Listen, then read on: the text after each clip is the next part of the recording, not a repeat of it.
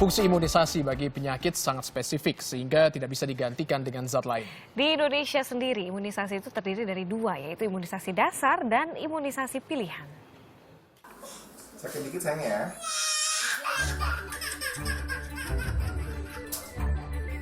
Terasa sakit saat disuntik tapi bermanfaat. Itulah imunisasi. Vaksin yang diberikan pada anak-anak untuk meningkatkan kekebalan tubuhnya atau sistem imun. Vaksin didapat dari galur virus atau bakteri yang telah dilemahkan sehingga tidak menimbulkan penyakit. Bayi yang berusia 9 bulan ke bawah akan mendapatkan 6 jenis imunisasi dasar yang diwajibkan dan disubsidi pemerintah. Selanjutnya ada imunisasi pengulangan pada usia 2 tahun, usia sekolah dasar hingga 18 tahun. Banyak yang beranggapan ASI bisa menggantikan imunisasi. Anggapan tersebut salah, karena keduanya memiliki fungsi berbeda. ASI itu dianggap sebagai kekebalan awal, kekebalan yang pertama didapat dari bayi, tapi tidak bisa menggantikan imunisasi karena ASI sebagai daya tahan tubuh itu sifatnya general, tidak spesifik. Jadi hanya meningkatkan daya tahan tubuh secara umum, tapi tidak spesifik terhadap penyakit tertentu. Sedangkan kalau vaksin karena berupa bakteri atau virus yang dilemahkan yang dimasukkan ke dalam tubuh sifatnya spesifik. Salah satu orang yang sadar pentingnya imunisasi adalah ibu yang satu ini. Setelah bayi pertamanya lahir, langsung diimunisasi. Alika Kaisa Reswara Azhari yang usianya 9 bulan ini rutin diimunisasi. Kali ini Alika diimunisasi campak. Selain imunisasi dasar, Alika juga diberi imunisasi pilihan, yaitu PCV atau pneumococcus saat usia 6 bulan. Vaksin PCV berguna untuk mencegah radang paru-paru atau pneumonia, radang selaput otak atau meningitis, campak Jerman, hepatitis A, serta kanker mulut rahim. Harga yang mahal tidak menjadi penghalang. Saya harus melindungi Alika gitu untuk perkembangan otaknya kelak gitu kan. Saya nggak mau nanti ke depannya ada apa-apa karena kita nggak tahu virus itu sekarang dari mana aja gitu. Harganya lumayan cukup mahal karena kemarin saya sempat tanya, dok ini wajib nggak ya, kok di imunisasi listnya itu nggak ada gitu. Karena kan kalau imunisasi wajib itu kan DPT, polio gitu. PCV adalah salah satu imunisasi yang dianjurkan oleh Kementerian Kesehatan Indonesia. Mahalnya harga imunisasi pilihan disebabkan tidak adanya subsidi pemerintah. Kirana juga telah merasakan manfaat imunisasi terhadap bayinya. Sampai sejauh ini sih belum pernah kena penyakit yang aneh-aneh juga setelah imunisasi. Justru menurut aku sih malah lebih kuat ya, malah lebih sehat gitu. Selayaknya dunia berterima kasih kepada Edward Jenner, dokter dan ilmuwan asal Inggris yang meneliti pengaruh vaksinasi bagi manusia pada 1796.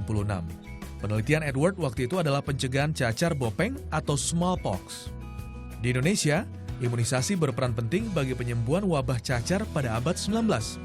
Setelah Indonesia dinyatakan bebas cacar, pemerintah mewajibkan 5 imunisasi dasar lengkap atau LIL. Namun kini imunisasi dasar bertambah 1, yaitu HIB, Haemophilus influenza tipe B. Imunisasi ini wajib diberikan untuk bayi di bawah 2 tahun. Fungsinya mencegah penyakit meningitis, pneumonia, dan epiglotitis. Hampir sama dengan PCV yang berguna untuk mencegah pneumonia karena pneumonia tidak hanya disebabkan oleh bakteri pneumococcus, namun juga oleh bakteri Haemophilus influenza tipe B. 6 imunisasi dasar yang diwajibkan oleh Kementerian Kesehatan terdiri dari imunisasi hepatitis B, polio, BCG, DPT, HIB, dan campak. Imunisasi dasar ini disubsidi pemerintah sehingga didapatkan gratis apabila dilakukan di puskesmas dan posyandu. Dengan makin majunya sistem informasi dan teknologi, banyak orang yang kini juga memberikan imunisasi pilihan. Yang dasar udah semua diikutin sesuai jadwal, tambahannya juga seperti flu sama tipoid saya ikut. Wajib pasti, tambahan beberapa pasti karena saya kebetulan pernah tinggal di luar negeri, jadi tentunya beda negeri, beda orang, beda penyakit. Mereka tidak mudah terkena penyakit walaupun orang-orang di sekitarnya udah mulai sakit ya, teman-temannya udah mulai batuk, pilek, tapi mereka jauh lebih kuat. Sekarang kan banyak virus, bakteri yang cepat masuk gitu ya ke dalam tubuh anak. Ada 8 jenis imunisasi pilihan yang direkomendasikan sampai anak berusia di bawah 18 tahun. Sedangkan total biaya yang dibutuhkan sedikitnya Rp3.500.000. Jenis imunisasi tersebut tidak masuk dalam daftar imunisasi wajib pemerintah karena belum dianggap mendesak. Sedangkan mahalnya harga imunisasi pilihan disebabkan oleh penggunaan teknologi mutakhir. Harganya mahal karena itu merupakan produk biologi. Teknologinya teknologi yang mutakhir, teknologi tinggi, dan biaya risetnya luar biasa. Selain luar biasa biayanya, luar biasa lamanya. Dari mulai didesain vaksin itu memerlukan waktu sekitar 15 tahun. Dan 15 tahun itu melibatkan orang-orang yang belasan ribu atau puluhan ribu. Sampai akhirnya vaksin itu dilisensi, disertifikasi, dan akhirnya dipakai di masyarakat. Jadi tentu saja tidak murah. Mahalnya imunisasi pilihan menjadi alasan rumah vaksin menyediakan imunisasi berkualitas dengan harga lebih murah. Kalau kita beli vaksin dalam jumlah besar, itu kita dapat diskon yang juga lumayan besarnya. Sehingga tentu beda dengan beli vaksin sedikit-sedikit ya. Nah, itu jadi salah satunya diskon itu yang kita manfaatkan. Yang kedua, vaksinasi itu dilaksanakan oleh dokter umum. Ini juga akan mengurangi jasa untuk vaksinasinya sendiri.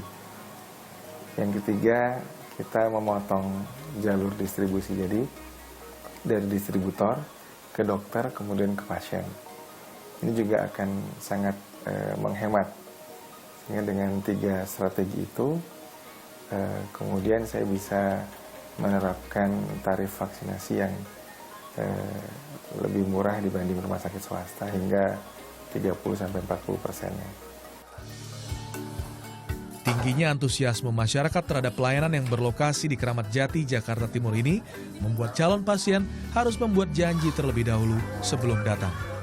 Agar masyarakat memahami arti penting imunisasi, pemerintah rutin sosialisasikan imunisasi. Seberapa jauh sih ancaman tentunya terhadap masyarakat. Kemudian seberapa jauh sih cost efektif daripada vaksin ini. Nah, itu yang jadi pilihan daripada kita untuk melakukan imunisasi itu menjadi suatu kewajiban. Saat ini 86,8% bayi di seluruh Indonesia telah mendapatkan imunisasi. Apabila mayoritas anak di daerah tertentu diimunisasi, dapat memberikan dampak imunitas kelompok. Artinya, jika 80% anak di kawasan tertentu terlindungi imunisasi, maka 20%-nya yang tak diimunisasi secara otomatis juga terlindung dari penyakit tertentu. Namun, jika jumlah anak yang diimunisasi kurang dari 80%, dapat menimbulkan malapetaka penyakit. Kini 194 negara di dunia serentak memperbanyak jenis imunisasi. Novita Sari, Luther Hutagaol melaporkan untuk NET.